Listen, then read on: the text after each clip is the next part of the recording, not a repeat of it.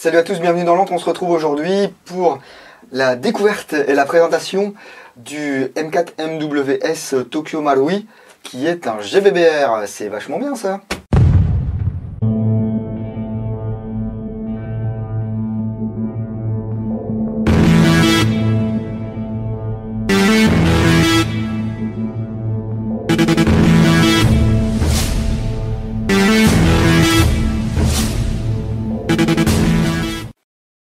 Avant tout, je remercie toute l'équipe d'Impulse 101, Julien, Kenji. Le prix sur Impulse 101, c'est 49 800 yens, ça fait à peu près 380 € au cours dans ce moment-là. Les chargeurs supplémentaires sont à 4 980 yens, c'est-à-dire un dixième du prix de la réplique, ça fait 38 € du coup. Comme d'habitude, c'était très rapide. La réplique a mis à peine une semaine pour arriver, donc ça, c'est super. Je sors le schlass pour défaire l'emballage et on se retrouve bien dans quelques secondes.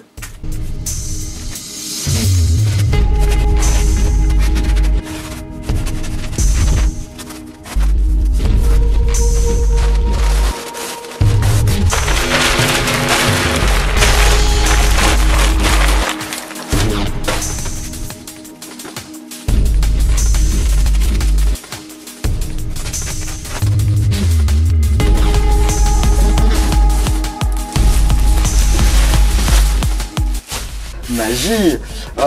La boîte est très classe, hein, comme d'habitude. On va avoir du carton avec... ouais, c'est super désagréable ce bruit. Avec une surimpression toute douce là. Je sais pas si c'est des stickers ou quoi. Alors, qu'est-ce qu'on nous lit?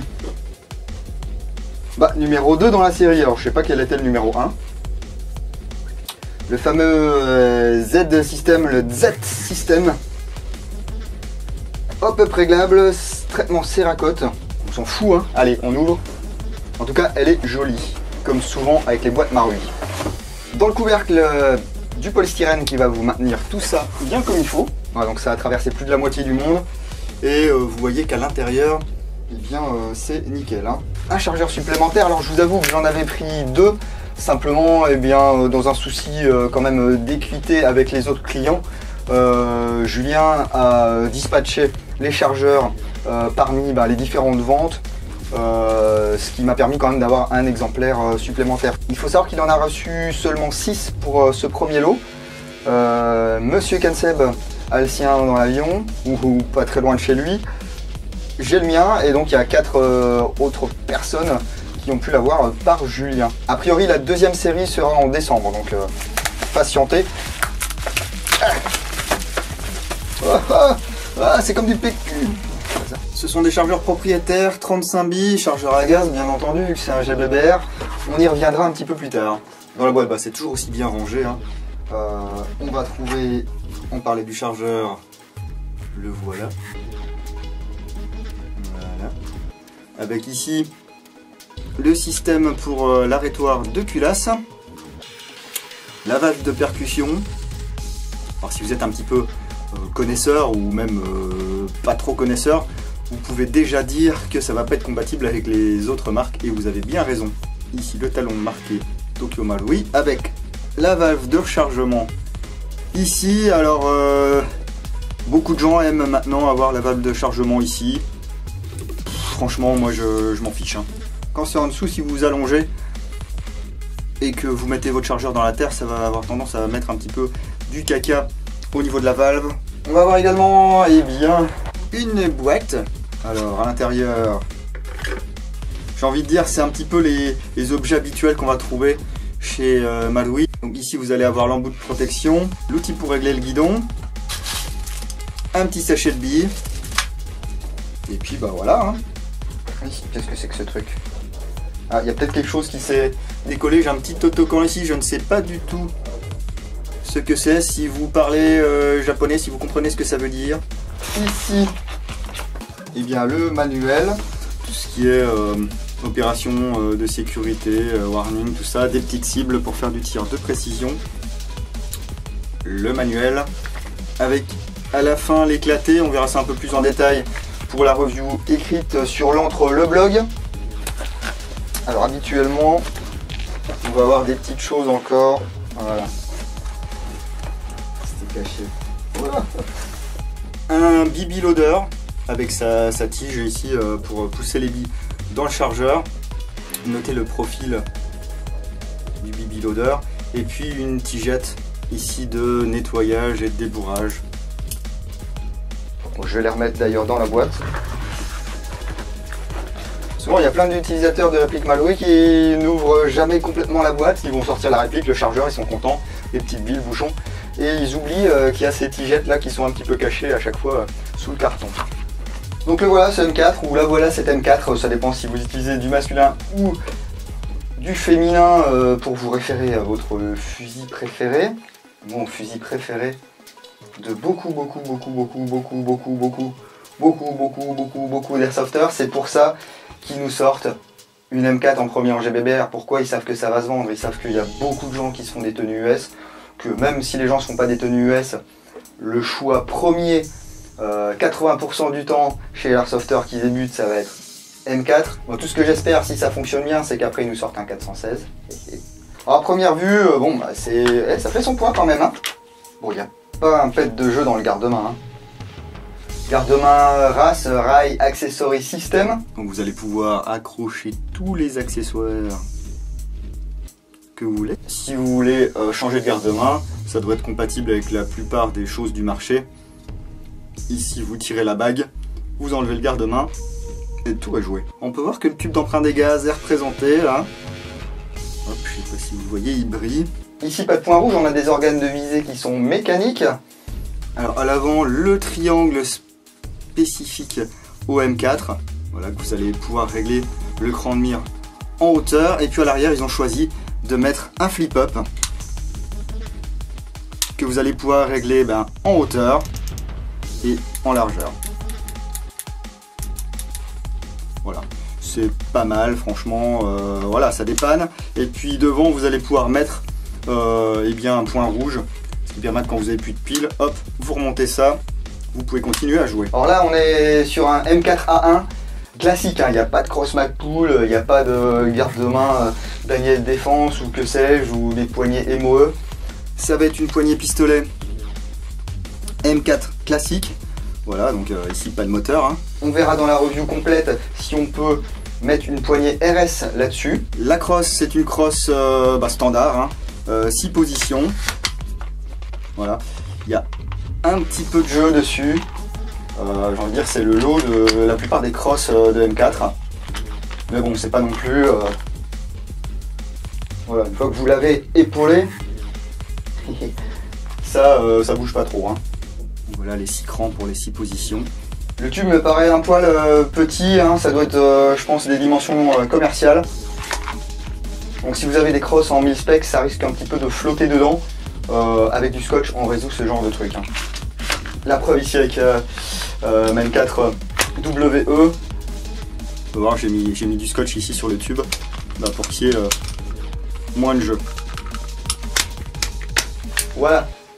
Pas d'attache sangle à ce niveau-là. Par contre, vous allez en avoir un sur la crosse ici. On aime, on n'aime pas. Hein. Ici, c'est pareil.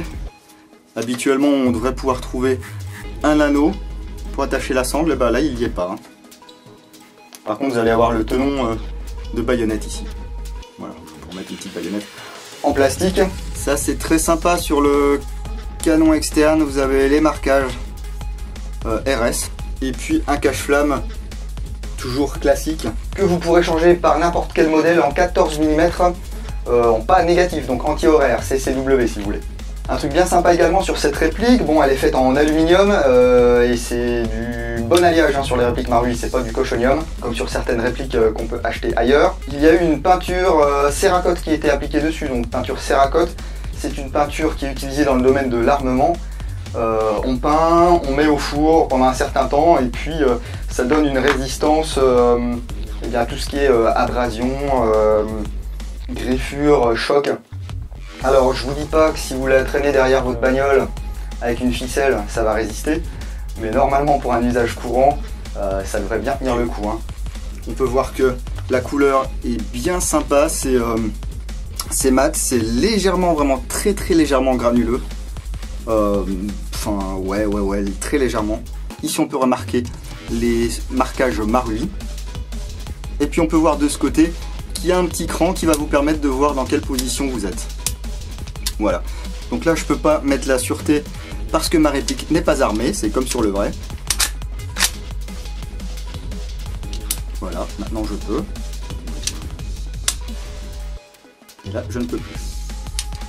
Donc le levier d'armement, c'est un levier d'armement qui n'a pas de fioriture. Hein. Je vous dis, on est vraiment sur une M4A1 classique, ça sera à vous de la personnaliser si elle vous plaît pas comme ça. Hein. Comme Malouis, oui. Je sais, j'ai dit Malouis des fois et des fois j'ai dit Malouis. C'est quand j'y pense, j'ai dit Malouis. Faut pas me faire gronder par Julien. Eh bien, Malouis se fiche un petit peu de tout ce qui est licence et tout. Enfin, au Japon, c'est pas vraiment les mêmes lois qu'en Europe ou parfois même dans le reste du monde. Donc on va avoir les marquages Colt. Alors ces marquages, qu'ils vous plaisent pas, pour l'instant il faudra s'en contenter. Je sais qu'il y a de plus en plus d'utilisateurs de M4 qui justement vont chercher à avoir des gravures bien personnalisées ou alors des choses un petit peu, des receveurs Macpool, des receveurs Daniel Défense, Novesque ou quoi que ce soit. Donc pour l'instant, il n'y a pas de choix. J'espère pour vous que des fabricants, peut-être les Lax ou que sais-je, feront des lowers différents pour que vous puissiez bien avoir chaussures à votre pied. Donc tout à l'heure j'ai actionné le levier d'armement, ça va nous permettre de voir un petit peu l'ensemble mobile.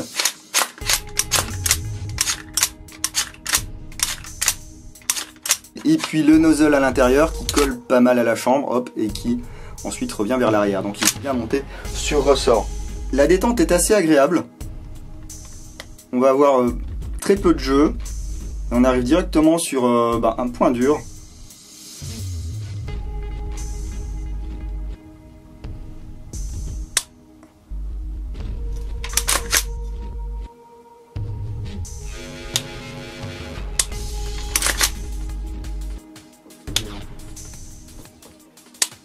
Ouais, ça gratte légèrement, il y a un tout petit cran avant que le coup parte. Hein.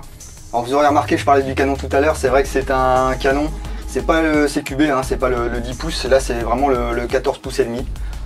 Donc ouais, ça reste quand même, je veux dire, c'est pas super long. Hein. Alors, il est fait d'un bloc, donc vous n'allez pas pouvoir ici dévisser la rallonge, vu qu'il n'y a pas de rallonge, pour faire une version CQB. Le système d'assistance au réarmement de la culasse est fonctionnel. Alors ça sert pas à grand chose, j'ai envie de dire, mais c'est quand même sympa. Regardez là par exemple, je suis partiellement en position, ma culasse ne veut pas revenir vers l'avant, et bien comme sur le vrai, je vais pouvoir pousser ici, ça me chope les petits crans, voilà, et je vais pouvoir fermer ma culasse. Ici on peut voir l'écran. Bon voilà, c'est un détail, mais bon, c'est sympathique, hein, ça renforce le réalisme. Alors on parle de réalisme souvent sur les répliques GBBR. Ce qui intéresse beaucoup de joueurs aussi, c'est d'avoir un interne et un démontage réaliste. On va voir si c'est le cas ici, mais je pense que ceux qui achèteront cette réplique n'achèteront pas cette réplique parce que l'interne est réaliste. Hein. Hop, on va retirer la goupille arrière, on peut casser la réplique en deux si tout se passe bien. Hop, voilà. Je vais virer aussi la goupille avant, ça sera plus facile pour vous montrer. Donc on va séparer le upper du lower, voilà, qui est fait. Hop. On va commencer par le lower. Oui, effectivement, ça n'a trop rien à voir avec du RS. Hein. Mais bon, c'est quand même assez intéressant à voir. C'est un système qui a été mis au point après de longs mois de tests chez Malouis. Alors ne comptez pas ici remplacer des pièces par des pièces RS, c'est pas possible. Et le gros truc sur lequel ils ont travaillé, eh bien, c'est le Z-System, qui est ici la pièce qui va faire office d'arrêtoir de culasse. Voilà. Une fois que j'ai plus de billes, le téton relève cette pièce, ça va venir bloquer l'ensemble mobile vers l'arrière. La spécificité de ce système, c'est qu'il va y avoir un système de ressort et d'amortissement qui fait que ça va amortir le choc et du coup ça devrait augmenter la durabilité du système. Je vous laisse avec une mini vidéo qui fait à peine 1 minute et qui explique le système. Activez les sous-titres en français, je reviens. Bolt catch is a part which stops the bolt when a rifle is out of ammo. This part is relatively easy to break for its function of catching the heavy bolt directly. Tokyo Marui has conducted research on this problem at an early stage. As a result of repeated trial and experiments, we completed the development of an innovative shock-absorbing mechanism, the Z system. The system enabled the M4MWS to perform an unprecedented durability, the ultimate endurance technology. Tokyo Marui's technology and research has derived the final solution. This is it. On va pouvoir remarquer également qu'il y a un petit roulement ici, et bien au niveau du marteau. Alors cette pièce est en acier en plus. Voilà. Donc ça va peut-être augmenter un petit peu sa durée de vie. Le reste, à part la roulette du marteau, eh bien c'est de l'alliage. Ouais. Et en parlant du marteau, hop, vous voyez, il ne va pas se rabattre à 90 degrés comme sur les modèles RS ou sur certains modèles GBB.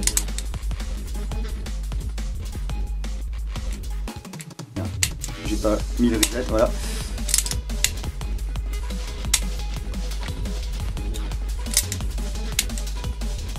Et ici, je ne sais pas si vous allez le voir, le percuteur, voilà, qui va vous percuter, et bien du coup, la valve de percussion. Ça fait beaucoup de percutage tout ça. Donc voilà, ça va être un gros point noir pour ceux qui recherchent le réalisme absolu. Bon, moi je vous avoue, ce qui m'intéresse, c'est un petit peu le réalisme, mais c'est aussi beaucoup eh bien, la solidité, la fiabilité et les performances en jeu, hein, parce que bah, après tout, moi je m'en sers pour aller sur le terrain de ces répliques. À l'arrière ici, on a un buffer. Wow, un buffer volant. C'est énorme. Avec un ressort récupérateur. Le buffer qui lui-même est équipé d'une pièce qui va amortir eh bien, le choc. C'est un buffer qui est en plastique. Hein. Hop.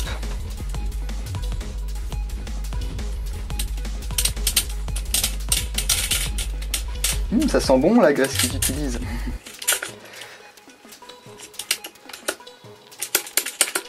Voilà, donc c'est également ce ressort qui va vous renvoyer l'ensemble mobile vers l'avant. Ah oui, j'ai oublié de vous dire. Ah bah tiens, le truc il s'est collé sur le chargeur. Le chargeur, la coque est en alu. Hein. Maintenant, en ce qui concerne le upper, eh bien, on va retirer l'ensemble mobile. Voilà, la poignée d'armement, il n'y a pas trop de fioriture dessus. Voici l'ensemble mobile. Alors là aussi, il va pas falloir chercher trop de réalisme, on va dire, au niveau de la ressemblance. Ça ressemble un petit peu à un ensemble mobile de HK416 que de M4. Hein. M4, vous auriez ici eh bien, le réceptacle pour l'emprunt des gaz qui va vous faire reculer l'ensemble mobile. Par contre, cette pièce ici eh bien, va être amortie également. Hein. Hop, je sais pas si je peux vous faire voir. Voilà, il y a un ressort et ça bouge. On va retrouver une deuxième roulette ici, donc une sur le marteau, une sur l'ensemble mobile. Et puis le nozzle ici, pareil, qui est en plusieurs parties. Ici, vous voyez, il y a encore un ressort qui va amortir eh bien, ce qu'on appellerait la tête de culasse. Hein. Et ici, on voit que ça ressemble fortement à un nozzle de GBB. Hein. Donc voilà, monté sur ressort. Il est bien guidé. Ça va permettre eh bien, d'avoir un cycle qui va être doux, où il n'y aura pas de contraintes, où il y aura le moins de choc possible, et bien ce qui va également augmenter la durée de vie de votre réplique. Et ça, moi, ça m'intéresse aussi. Pourquoi?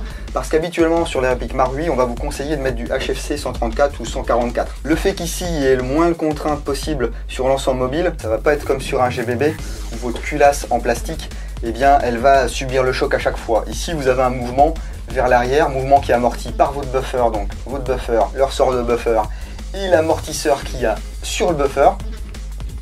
Donc je pense que cette réplique tiendra le choc avec par exemple du green gas. Et ça peut être sympa pour les gens qui veulent se rapprocher de 350 fps. Alors il y a beaucoup de parties en plastique, hein. Cette partie est en plastique, le nozzle est en plastique. C'est assez light. Bon, on verra si ça kick comme il faut. Hein. Et ici on va également pouvoir trouver le système de hop-up. Hop-up réglable et bien, grâce à une molette. Et ça, franchement, c'est chouette. Hein. Il y en a marre des clés hexagonales de 1 mm qui mesurent 1 mètre de long pour régler les hop-up ou les molettes où il faut démonter le garde-main ou quoi que ce soit. Ici, vous allez pouvoir y accéder simplement en cassant la réplique et en faisant reculer la culasse, le hop-up qui est cranté. Je ne sais pas si vous pouvez entendre. J'approche. Voilà, donc ça va être cran par cran, ça c'est sympa. Système qui va pouvoir être réglé très finement suivant votre grammage préféré et système qui ne risque pas de bouger en partie ensuite. Au niveau canon et joint, j'ai pas ouvert encore, hein, j'ai découvert en même temps que vous, mais a priori c'est canon et joint type VSR10. Donc pour les amoureux du 9-ball, hein, enfin, si vous avez des anciennes séries, celles qui n'étaient pas toutes pourries, mettez du 9-ball si vous avez. Moi j'aime bien les joints Marui, ils sont pas mal d'origine. Les Falcons sont sympas, les Modify sont sympas. Franchement, enfin, si ça tire bien d'origine, allez pas vous lancer dans des modifs de la mort. Alors en sortie de boîte, c'est, je dirais, correctement lubrifié pour tirer quelques chargeurs. N'hésitez pas à faire un petit nettoyage et puis une lubrification maison, j'ai envie de dire. Hein.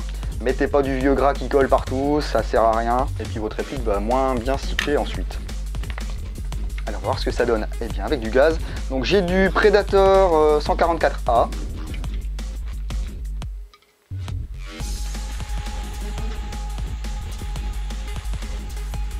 Voilà, 5 secondes, ça suffit. Hein.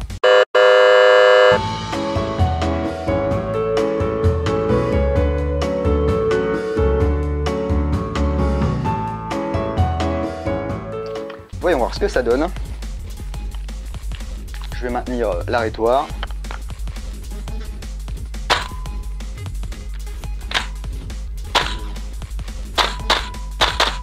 Ouais, c'est pas mal. Ça fait un bruit un peu jbling. À vrai dire, enfin, j'ai déjà tiré au M4 et au M16. Ça faisait aussi des bruits un petit peu de ressort comme ça. Hein. À part quand les utilisateurs faisaient des petites modifs dessus.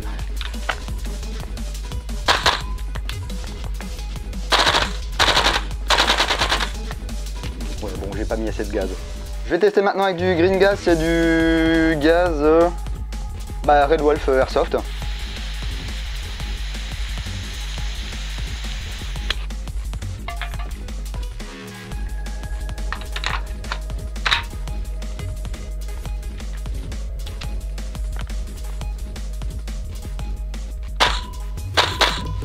Tout de suite plus sec. Hein.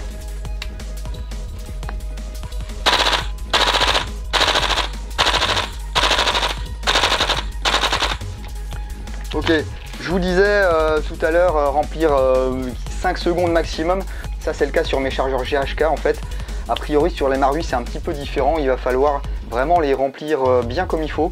Parce que sinon vous avez vu, je tiens pas les 30 coups. Hein, alors que normalement ça tient bien les 30 coups. On verra ça plus en détail sur les tests de tir. Écoutez, c'est pas un kick de mulet, hein. On va être sur une réplique qui va être peu puissante. Normalement, elle va être aux alentours des 285 FPS avec le gaz préconisé. Je pense que ce qui va être intéressant, c'est justement ce système de hop-up qui va permettre d'avoir des super performances en sortie de boîte. Mais ça, vous le découvrirez dans la review écrite complète où sont inclus les tests de tir. Ça devrait arriver d'ici la fin de la semaine prochaine, j'espère. Je crois que j'ai pas oublié grand-chose. Je vais vous laisser avec un extrait de la vidéo qui a été faite par Red Wolf Airsoft. Comme c'est un shop, ils ont accès quasiment à tous les M4 GBBR du marché et ils ont fait une petite conclusion à leur vidéo que je trouve assez intéressante. Quant à moi, je vous dis à bientôt dans l'autre Dingo. Bisous. But considering there are so many GBB M4s out there, which one do I buy? So let's start off with the entry-level WE M4 GBBR. Yes, if you're entering airsoft for the first time and you wish to get yourself a gas blowback M4 and you only have a little bit of money, you get yourself the WE. But considering how much you would spend on the internals and getting that quad rail, it would cost exactly the same as the Tokyo Marui M4, so you may as well get the Tokyo Marui instead. So let's set this aside. Yes. Next up we have the KJ Works M4. KJ Works runs a 10-year Koba system, which used to be very reliable back in the day. However, it's kind of obsolete now and it doesn't match up with the modern day's technology. That is true, same with King Arms. The internals are just not as great. Even though it does look rather modern, it's not as accurate and not consistent in comparison to the Tokyo Marui version, so they're out of the question. There you go. Well done, Quake.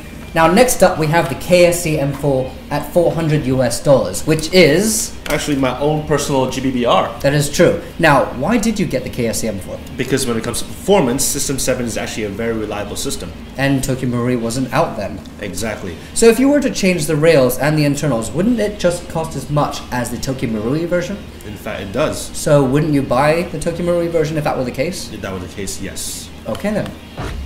So now we know that Tokyo Marui is on the upper echelon of the GBBR M4 series. And only a little more expensive than the Tokyo Marui, we find GHK. And there are so many pros to the GHK, we're going to set it aside for now and compare it later.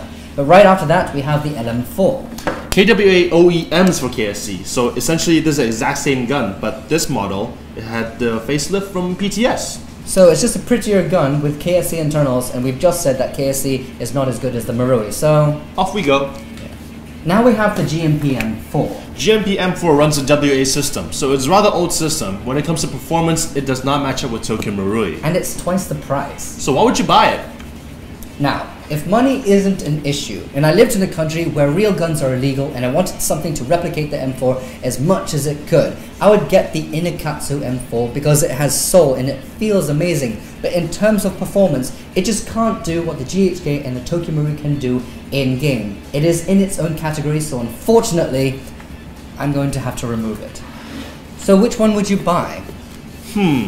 I'll probably go for the GHK because out of the box it can handle HFC gas, green gas, red gas, even CO2, and I like the trigger feel for this one better. And the recoil is pretty great. Yes, it is. Now, he's only saying that because he recently bought himself a GHK. And I'm very loyal to Tokyo Marui considering I have so many Tokyo Marui guns. And the internals on this are amazing. There are so many companies out there that would make spare parts for the Marui to make it run even better than it is now. And I want to win. I would buy the Tokyo Marui. Wait, Tim. If you want to win, what's wrong with your Systema PTW? Just saying.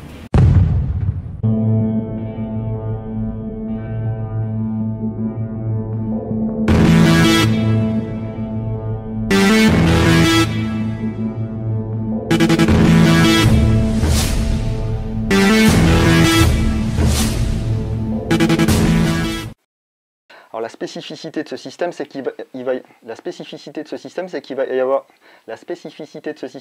y avoir un